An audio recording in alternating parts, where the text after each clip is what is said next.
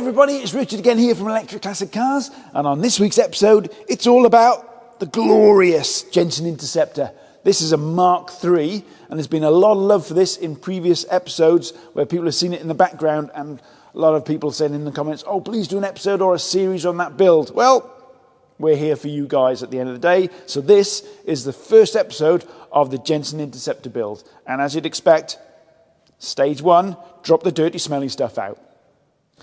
Now, before the guys stripped all the dirty smelly stuff out, we had to get a datum point for how much the car actually weighed, which was 1,670 kilos, which was actually quite surprising because I was expecting it to be around about 1,800 kilos, which I think is what the books normally say these cars weigh. But nevertheless, the scales don't lie to all you ladies out there that told me otherwise. 1,670 kilos is how much the car actually weighed. And we also did a front to back corner weight as well, and it comes out to be 51 to 49, so fairly close to 50-50 weight distribution. So that's our starting point, and the guys yesterday stripped all the stuff out, so we have the glory job today of weighing it all. So let's get the scales out and start weighing it all. Now, before I get into actually weighing everything, I should explain why we are weighing things, because apart from the fact there's a preconceived ideas out there that, you know, when we do a conversion, it ends up being much heavier than the original car when it was petrol or diesel, which is simply not true. And it's not true for a number of reasons. We aim to keep these conversions the same weight, because that's the weight that the car was designed to carry. But equally, legally, you can't make a 1 ton vehicle 2 tons because it'll go over the gross vehicle weight as well. So we have to know what the original weight of the vehicle is, and with all the components removed, we can then figure out what that weight is so that we can figure out how much weight we're going to put back on with the batteries and motors, because we've got an idea of what we're going to put in this car, and we can calculate that weight based off other conversions and other conversion kits that we've done. But until we know how much weight has come off, we won't know whether or not that's too much weight or maybe not enough weight. I don't know. Which, when I say not enough weight, that means that then we can maybe make the battery pack bigger and the range bigger. So, without further ado, let's start measuring kilograms. And to do that, the first thing we've got to do is we've got to zero the scales for the pallet, because essentially you don't want to be weighing things including the pallet. So I'm just going to zero it here now. Okay, that's zeroed. So now we can start loading things on.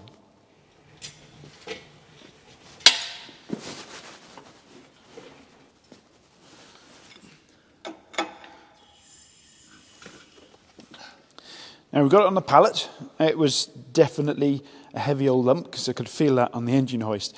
I should say that all the fluids are out, so the gearbox oil and the engine oil is all removed. Now this is a 7.2 litre, was it, Tim? Yeah, 7.2. 7.2 litre Chrysler engine in the Mark III Interceptors on a 3-speed auto box. So not a light engine, and you've got a few moments to guess how much you think this weighs, because I'm going to walk over here and tell you. So have a number in your head in kilos as to how much you think this weighs, and see if you are close to 393.5 kilos. Wow. That's heavy. That is heavy. Right, so 393.5 kilos. Let's write that on the board. Right, so 393.5. Next, we've got exhaust, radiators, and all the other bits. We'll see if we can get all those probably on one pallet, just to make the video a little bit shorter. So that's next. Right, there we go. That is a mountain of guff right there, topped off with an air filter.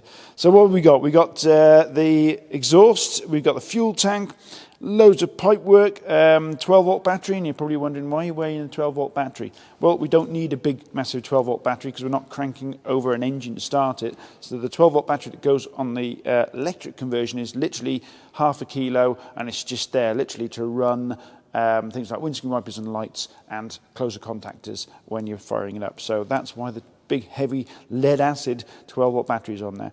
We've got a shifter there as well, and just fuel pumps, all sorts of stuff. There's still more to go, but you know, we can't fit it on the pallet anymore. So there you go. This is all on there. The radiator and the fuel tank is empty, just so you know. So again, how much do you reckon this weighs before I tell you the numbers? Right, the numbers are 120 kilos. So all that lot, 120 kilos. So back over to the whiteboard and add them on there. Right, so we'll bracket all that together, and that was 120 kilos. So now, oh, I've just thought of another one, spare wheel. We ain't going to need the spare wheel either, because we're going to use that space for the rear battery pack. So spare wheel. In fact, let's measure the spare wheel and then we come back to fluids and fuel. Spare wheel next. Last one for the scales. Spare wheel. Oh, that ain't light. Right, what have we got there? 20 kilos. Right, off to the whiteboard again. 20 kilos. Right, so that's 20 kilos for the spare wheel. Now, fuel tank capacity on a Mark III is 90 litres. I think it's 91 litres actually. So what's that? So 91 times petrol is 0.79 per litre. So that is 72 kilos for full tank of fuel. So 72 there. Fluids, so what have we got? Probably about 5 litres in the engine, a couple of litres in the gearbox, plus coolant. So let's say around about, say, 15 kilos for fluids. That's probably on the high side actually. Let's say about 12 kilos for fluids. Right, time to add it all up. How's your maths? You know my maths is rubbish. Right, let's That's see what what we got. calculators are for. 393.5 plus 120 plus 20. 617. So total 617 kilos has come off it. That is more than I thought. You think it was about that? Surprising, isn't it? 617 kilos is almost the weight of a small car. How much does your Lotus weigh? 720 kilos, and that's a whole car that's wet. So it's nearly the same weight as your Lotus. Yeah. That's scary. But on the good news is we've got a lot to play with, 617 kilos. So I'm just going to do a quick tally up now as to how much the EV conversion should weigh, because we're going to use pretty much the same components that we've used in lots of other conversions of similar sort of like size cars. So I'm going to do a quick tally up of that and see if we're anywhere close to 617 kilos. I doubt it. Right, I've done the calcs because there's a lot of stuff that goes back on for the EV conversion. Obviously, we're going Tesla drive unit, so there you go, I've spotted that, but it's to put Tesla drive unit system, and I'll explain that in a minute. Chargers, 60 kilowatt hour battery pack, which is what we were planning on this vehicle.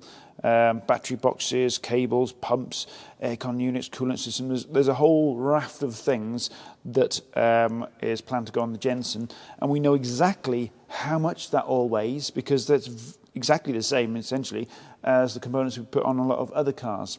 And more to the point, we ship kits out exactly this kit internationally, so we have to weigh those before they go out. So we know exactly all that lot there weighs 590 kilos, which is less of what's come off essentially.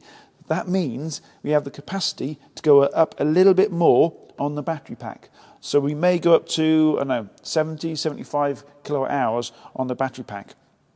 And that's going to be pretty cool, because I have a feeling this is going to end up with the same range as when it was petrol. Because don't forget, when it was petrol with a big old 7.2 litre engine, it was around about, I think it's 12 miles per gallon on the book, but most people I've spoken to with Jensen's say it's around about 10, and certainly like single figures when you're on the motorway. So let's go with 10 miles per gallon, and with the size of the capacity of the tank, which I believe is, in old money, it's about 20 gallons. That's 200-mile range. So with a bigger battery pack, we've got a good chance of actually getting the same range, would you believe? So there we go. I don't know if you're surprised by that or you were expecting that, because I think the Jensen is quite renowned to be a heavy car anyway. But yeah, we've ended up pretty much the same way. Well, actually, technically less, but we're going to make up the numbers back up to the same to get a bigger battery pack. So there you go. That hopefully has confirmed to you guys out there that we end up with the same weight as when we started, when it was a petrol car. But before we end this video, I want to have a little bit of a chat as to what motor we're going to put in this, because it's rather special. Now let's talk about the drive unit, because essentially this had a massive 7.2 litre Chrysler engine in, which gave it around about, I think, 300 horsepower, 400 pound-foot of torque, and depending on where you look, the numbers online are higher or lower, etc. But it's around about that. It's a good amount of power, I'll give it that, because I did take it for a spin and it's got a bit of oomph to it. Nothing like what I'm used to with electric powertrain, that's for sure. So what are we going to do to give it justice, if you like, going forward with the EV powertrain? Well, we've taken American or 20th century American muscle out, and we're going to put in 21st century American muscle back in with a Tesla drive unit. But as you can probably see, there's a little bit of a problem with that, because this is a front engine rear wheel drive car, and this usually sits in the rear of a Tesla and drives the rear wheels. So how are we going to turn this into something that can just simply be in line and drive a prop? Well, the solution is a company called Revolt Systems in the US have developed a lovely bit of engineering creation, which what they've done is taken a Tesla motor, got a billet aluminium sort of mount there, which then mounts the inverter on, and then off the motor here they've got an inline gearbox. So essentially it's all this, but in line, going directly into the prop. So that's the plan for this car, because we've got to do it justice. I mean, this back in the day was quite an exclusive car. I mean, it was very expensive back in the day. Oh yeah, I think they were sort of twice the price of the equivalent, you know, something like an E-Type Jag or whatever. So right. They were very exclusive, and they were quite famous for being bought by celebrities. So maybe, yes. maybe that's a question for today. Question for you guys out there and girls. What celebrities drove Jensen Interceptors back in the day? I only know one, and that's Eric Morecambe, I think. Yeah, I'm not going to tell you any more. The viewers can go and find out. Right, yeah. I've started you off with Eric Morecambe. What other celebrities had Jensen Interceptors back in the day? So there we go. Now, on the weight side of things, I was a little bit surprised, let's say. But what about you guys out there? Did you think it was going to be that heavy? Or certainly, you know, I think Tim was taken aback by the fact it wasn't that far off for your Lotus. It was 100 kilos. The amount of stuff we took out was 100 kilos less than my Lotus. So that's the same as a car with fluids. Yep. So there you go. Were you shocked by that? How much weight came off this? I think that'll do.